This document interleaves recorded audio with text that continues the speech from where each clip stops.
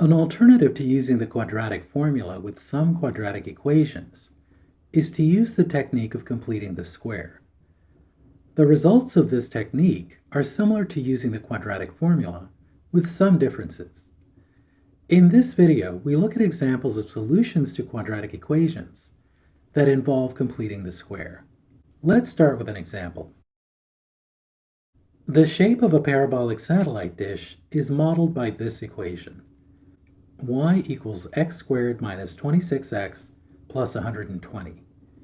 Find the roots of this equation to find the width of the dish. To solve this quadratic equation using the technique of completing the square, recall that the square of a binomial of the form x plus a results in this expression. Notice the a terms. Starting with our quadratic, let's write the quadratic equation for finding the roots as shown here. We write the coefficient of the linear term as 2 times 13. If this were a perfect square, we would need a 13 squared term. So we add such a term, but also subtract the same term so as not to change the value of the left side of the equation. The expression in parentheses becomes a binomial squared, and then we simplify the numerical terms. Now we can solve for x. Take the square root of both sides, and then isolate x on one side of the equation. We are left with two solutions, x equals 20 or x equals 6.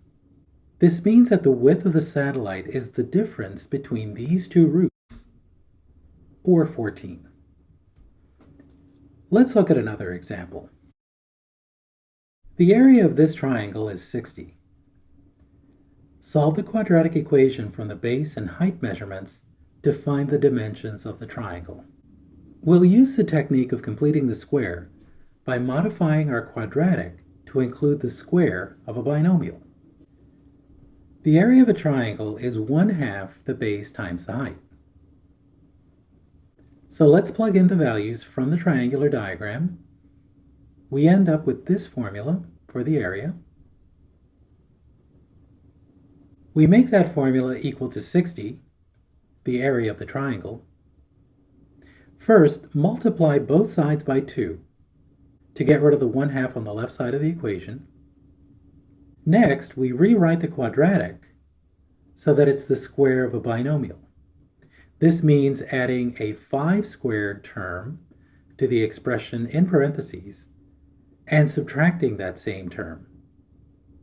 We get the square binomial here, and now we simplify the numerical terms and move them all to the right side of the equation.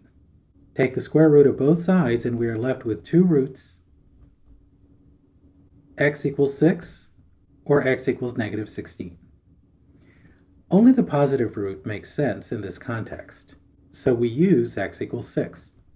We use this value to find the base and height of the triangle, and we get a base of 12 and a height of 10. Let's look at a final example. The area of this composite figure is 48. Using the label sides shown, calculate the numerical measurements of all the sides of this figure. Let's first calculate the measurements of the unlabeled sides. This vertical portion is this entire length of x plus 8 minus the length of x, leaving a length of 8. This horizontal section is the sum of this length of 5 and this length of x minus 1, leaving a length of x plus 4. The area of this composite figure is this section, which is x by x plus 4, and this section, which is 8 by x minus 1. Expand both terms and combine and simplify. And the formula becomes this: x squared plus 12x minus 8. We make this area formula equal to 48, the desired area. We turn the x squared expression into the square of a binomial by adding and subtracting a 6 squared term. We get a binomial squared and simplify the numerical terms, resulting in the quantity x plus 6 squared equal to 92. Take the square root of both sides and solve for x. We get two roots, x equals 3.59 and x equals negative 15.59. In this context, only the positive root makes sense. We go back to the composite figure and plug in the values for x to find the measurements of all the sides of the figure.